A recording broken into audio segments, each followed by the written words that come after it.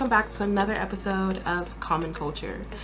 I have quite literally recorded this so many times because this topic we're talking about today, it has my heart.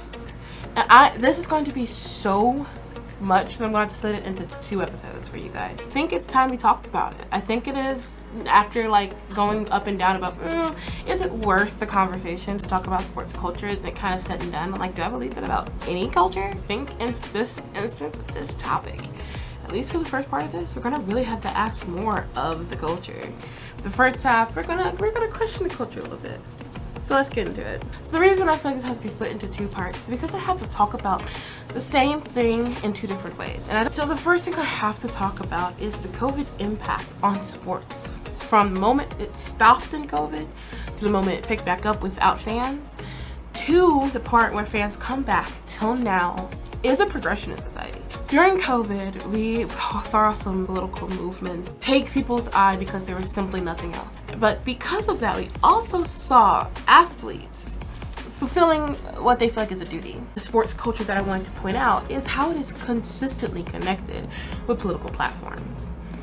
This is not new. Athletes have taken pride in being able to say things on their platform that other people of their space cannot get access to as quickly as they have gotten access to it because of their athletic ability. That obligation is important. That obligation is what keeps most of them from becoming actual hindrances to the culture itself, because I can watch someone do that without getting paid millions of dollars. What makes the millions of dollars worth it in the eyes of the consumer? It's the fact that they feel like this money they will use to obviously support themselves and their family, the places they've come up from and grown up from, and that has been consistent. What has not been consistent is the level of impact speaking on those platforms have had. I would say Colin Kaepernick is the last that you just consistently, even to this day, see the impact of him taking his knee. Was the true way to use a platform. Other than that, it's been a lot of supporting nonprofits and not necessarily or inherently being an activist while on their platforms.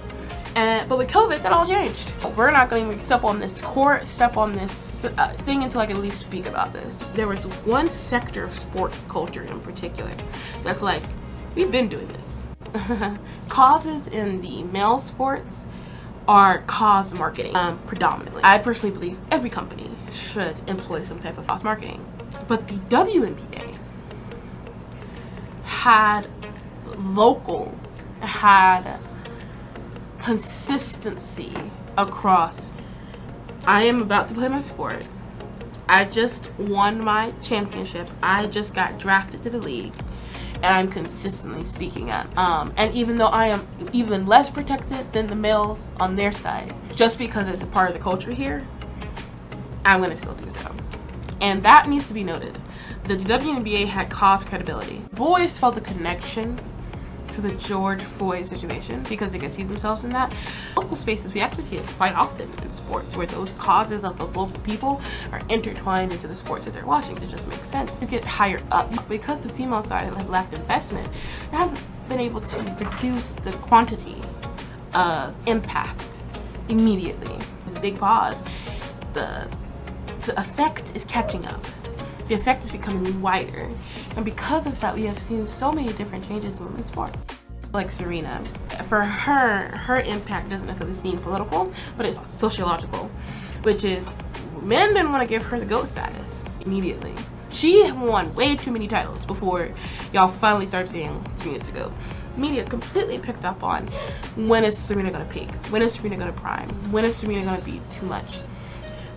She's gonna eventually have to retire. Now she finally does, and here comes this next beautiful black set of black women. Taylor Townsend, Naomi Osaka, Coco Gauff coming in, so many more rushing in to say Serena inspired me, Venus inspired me, and inherent GOAT status, her and her sister. It had changed what it meant to be a tennis star. Williams sisters brought celebrities to the games. The Williams sisters brought media attention to the sport that it could not get internationally already alone because soccer was doing its thing. I've seen these ripple effects since COVID. Because people paused and simply gave attention, suddenly the support has started to boost sports culture. And the fact that we have that type of relationship as consumers to the entertainment, sports people, they have investments in their sport, where I don't know if celebrities like musicians can invest so directly. Before COVID, we already heard about the lack of investment in women's sports. It wasn't a new topic. But again, because of this pause, people could have time to talk about it and think about it and listen to it. And socially, it changed people's minds, quite literally, on how they viewed watching sports. Do I like this sport because it's being played by a man? Like, do I see a real difference between how a male plays this sport and how a female plays this sport? But point being, is it both entertaining? It'd be different if they weren't entertaining, but I can watch women's sports across the board and say, yes, it can be entertaining. We learned that with the basketball team, which has new big upcomers. I don't care what their media attention looks like right now. The women from LSU, the girls, and so if the economics portion is something you can bring, the social part of it is something athletes require. And to see how consistently our culture requires our athletes to pick up on our causes, that's a really interesting dynamic. And like I said, this first section is really about me going less, what can we bring to the culture, and more what we can take out of it. We have done so much to make sure that our sports culture here in America stays put. What have we received from that?